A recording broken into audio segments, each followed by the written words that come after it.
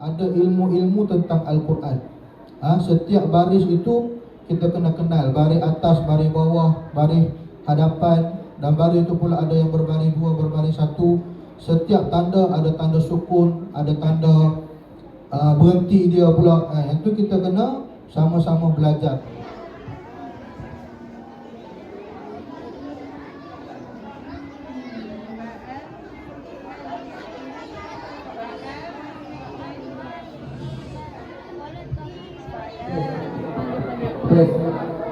Tes, Mak.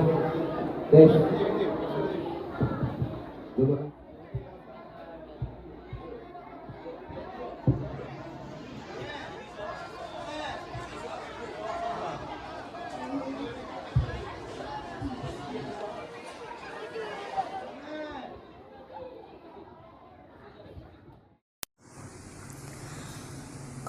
Allahumma rahamna bil Qur'an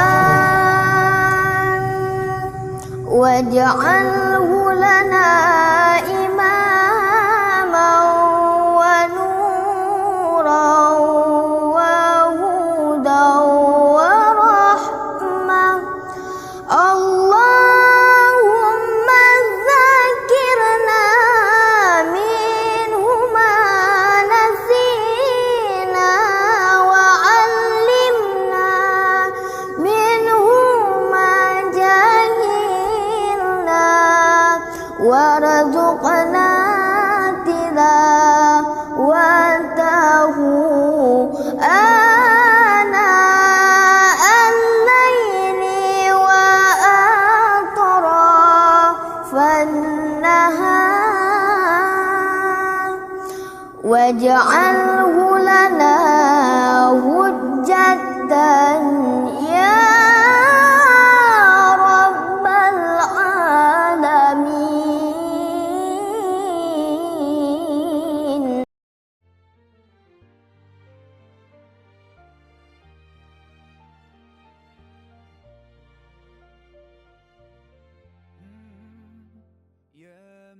Dan orang-orang yang dikasihi oleh sekalian, alhamdulillah pada pagi ini kita berkumpul untuk kita jayakan satu majlis khatam Al-Quran, acara tahunan yang kita laksanakan. Dan beriman dengan kitab itu salah satu daripada rukun iman yang jika bila mana kita tak beriman, kita tak percaya bukan satu ayat, satu huruf, ataupun kita tak percaya yang Al-Quran itu mukjizat kepada Nabi, maka terbatallah akidah kita. Dan selain itu Al-Quran ini bukan seperti mana kitab-kitab yang lain, bukan amalan yang kita lakukan hari ini, insya-Allah. Untuk kita teruskan majlis pada pagi ini, saya mempersilakan Khalifatuna Al-Fadhil Ustaz Muhammad Shahrazan untuk mengepalai majlis khatam Al-Quran kita. Dipersilakan. Nashrah laka sadra wa wada'na anka wizra alladhi anqadha zahra wa rafa'na wat-tini waz-zaytun wa turi sinin